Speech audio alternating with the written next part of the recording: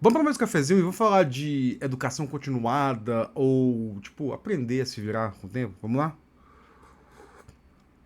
Bom, eu tava lendo esse livro aqui ontem, The Technological System, do Jack Zaloom. Ele, na verdade, não vai falar desse tema, né? Mas ele fala sobre tecnologia em si, né? E tem um capítulo que ele coloca lá a tecnologia como um fator decisivo para análise de tudo, né? Mas assim, o capítulo ele não vai tratar desse tema que eu tô falando, né? Mas ele tem um momento que ele coloca exatamente esse tema, educação continuada, ou aquilo que a gente sempre fala, que assim, a gente sempre fala, não, eu falo o contrário, né? Que você vai perder seu emprego pra IA, qualquer coisa que seja assim, né?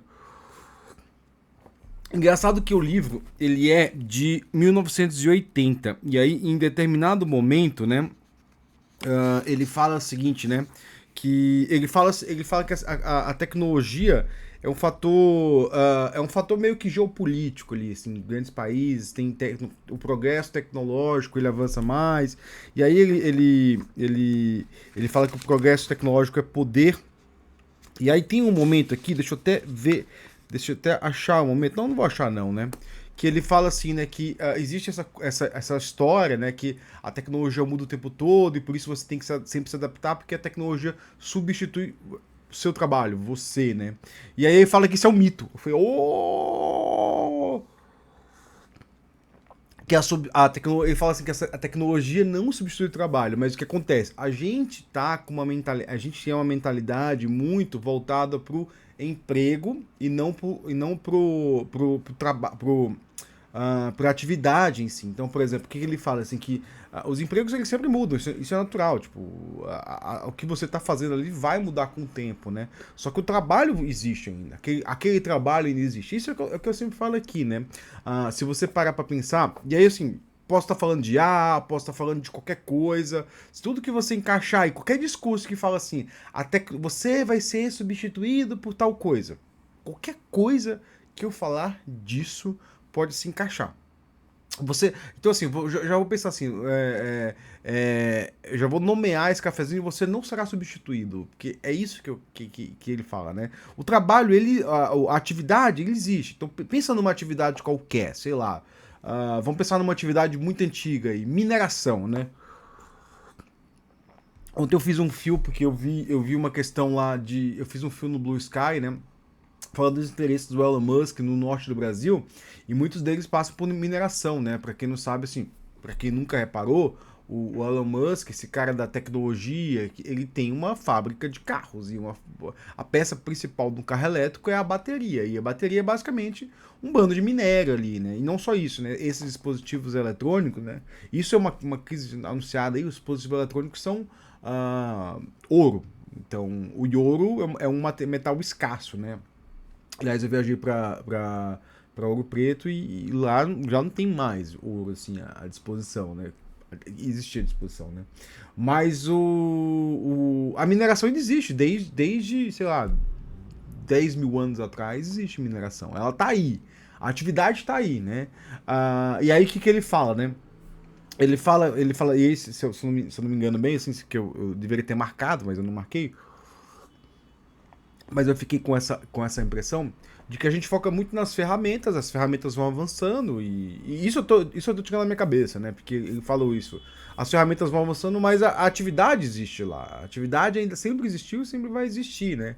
Então vamos pensar assim, desenvolvimento de software. O que a gente faz desenvolvendo software? A gente trabalha com computador, é automação de tarefas, né? Tipo, no fundo, desenvolvimento de software é automação de tarefas. Então, assim, esse trabalho, ele existe.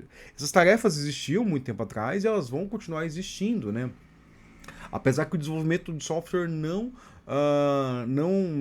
existia 200 anos atrás, né?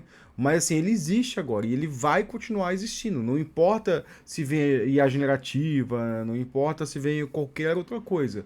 E aí ele volta pro ponto dele, né? Que assim, a tecnologia e o progresso tecnológico é um fator geopolítico. Então, por exemplo, se a gente. É um fator de poder, né? De poder econômico. Então, assim, vamos pensar ali o caso das IA generativas. Tudo que a gente vê ali é uma guerra de poder econômico. Caso você não tenha percebido, assim, tipo, são as big techs querendo impor para grandes empresas que assim, olha, você não vai depender mais da sua mão de obra, você vai depender de mim, da faturazinha do seu cartão. Então, assim, é um papo que, pra gente, assim, cria fomo. Pro dono de empresa, é basicamente, o golpe tá aí, quer quem quer. Tipo, mas tipo, eu vou poder substituir minha mão de obra toda por desenvolvedor de software. Não. Você não vai substituir sua mão de obra toda por desenvolvedor de software.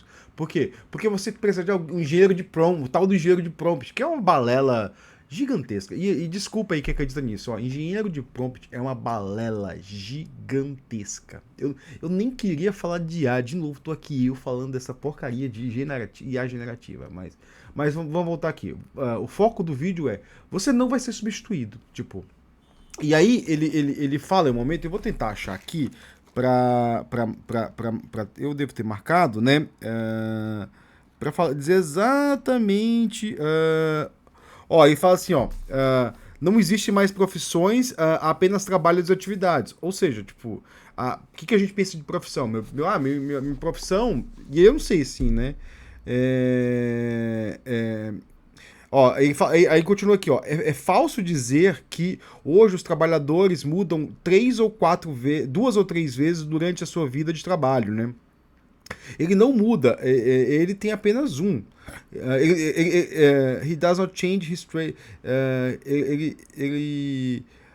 Ele continua se reajustando continuamente. Então, basicamente o que ele fala aqui, né? Ele fala que o trabalhador, ele tendo uma boa educação, né? Ele tendo uma boa formação, né? Ele vai conseguir olhar as ferramentais e conseguir avançar com os ferramentais, né? Então ele fala que é errado a gente falar de retreinamento, de tipo, a gente precisa aprender tudo de novo, mas de um treinamento contínuo, né? Treinamento continuado, né? Então, que ele fala assim que a gente tem que ter na nossa cabeça aí, e ele tá falando disso não do ponto de vista profissional, tá? Esse livro não é profissional, esse livro é um livro de filosofia, e ele tá falando sobre tecnologia em si, ele fala no mundo tecnológico, né? Qual que é a realidade da tecnologia? Ele compara, tipo, e aí, pra quem não vê as conversas de tecnologia, ele tá, esse aqui ele olha mais pro mundo e menos e a tecnologia como um fator, no outro ele olhava pra tecnologia em si, né? No conversa sobre tecnologia, eu tô falando sobre o livro dele, mas é que ele olha assim como o avanço tecnológico muda o mundo, né? Então, antes a gente via lá como o trabalho, eu tinha o meu trabalho, né? Agora eu vejo como uma série de atividades que elas vão mudando de acordo com as mudanças das ferramentas. Isso é natural. Então, se a gente parar para pensar, o desenvolvimento de software, ele não mudou muito nos últimos 100 anos e ele mudou absurdamente nos últimos 100 anos. Desculpa, nos últimos 70 anos, vamos botar assim. Ele não mudou e ele mudou ao mesmo tempo. Então, se você voltar ali pro começo, o que era o começo? Assim, se você pensar ali, tipo, quando surgiu as primeiras linguagens de programação, né? A atividade do engenheiro de software era entender os requisitos, né? Transformar aquilo ali em software, aplicar, fazer uns testes e entregar em produção, né? Agora tem um conjunto de ferramentas ali muito mais robusto, né? Eu mesmo que estou no mercado há 20 anos, né? Esse ano eu completo 20 anos de mercado oficialmente, acho carteira assinada mesmo, né? Eu vi muita mudança. Assim, tipo, quando eu cheguei aqui, temos como DevOps, como Docker, Cloud, essas coisas não existiam, né? Mas a gente foi se adaptando, a gente foi entendendo o contexto, tentando se adaptar. Então, assim, que eu tô tentando dizer com isso aí, caso você ainda não tenha percebido, né? Que você não vai ser substituído, você tem que só ter um treinamento constante, né? E aí parte do ponto que a gente tem que negociar com as nossas lideranças de empresa, né? Um ponto que a gente tem que a gente tem que se treinar, né? A gente tem que ter tempo. E isso eu sempre falo isso aqui, para quem não viu os meus primeiros cafezinhos, a gente tem que acordar de fazer esse treinamento dentro da empresa. Tipo, eu vou gastar ali tipo 1 hora do meu dia, ou 2 horas por semana, ou 3 horas por semana, ali estudando. Assim, estudando o quê? Fazer um curso, ou ler sobre um assunto. Você escolhe ali, tipo, eu vou ler sobre Docker. Docker, tipo, sei lá, se você sabe ou não sabe Docker, né? Porque eu conversei esses dias com as pessoas mais novas que não sabiam o que são Docker, né? Por incrível que pareça, né? Tipo, quando eu tava lá em 2014, que esse negócio surgiu, assim, foi um Deus nos acuda. Tipo, pera aí.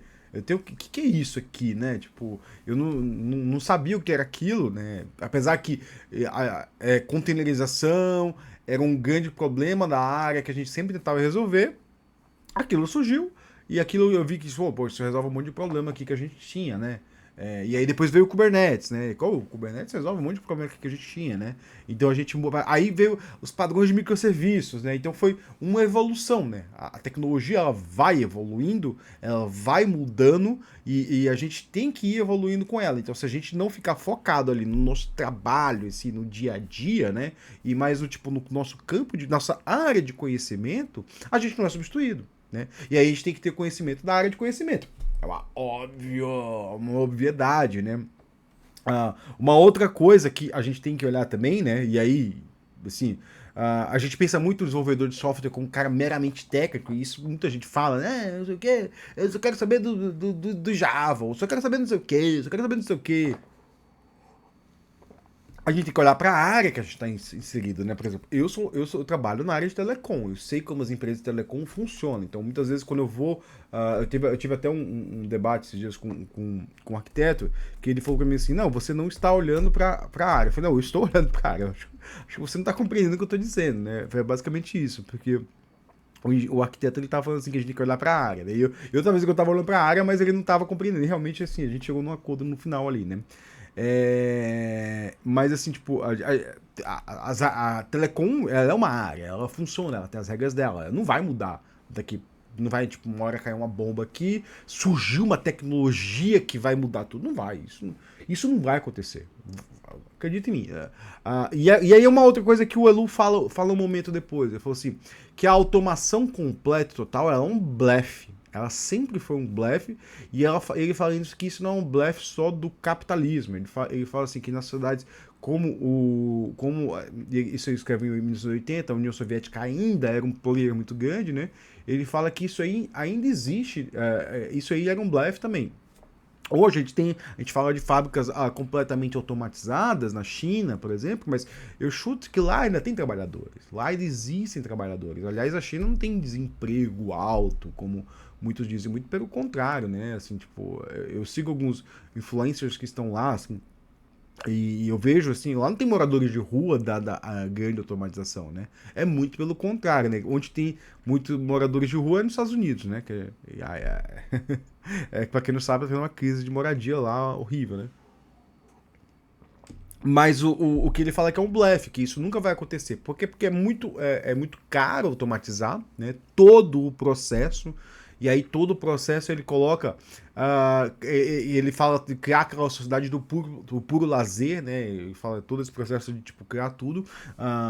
E que nesse processo de automatização vão surgindo outros empregos dentro da mesma área, né? Eu nem sei se ele está falando isso mesmo, mas foi o que quando eu li, eu fiquei com essa impressão.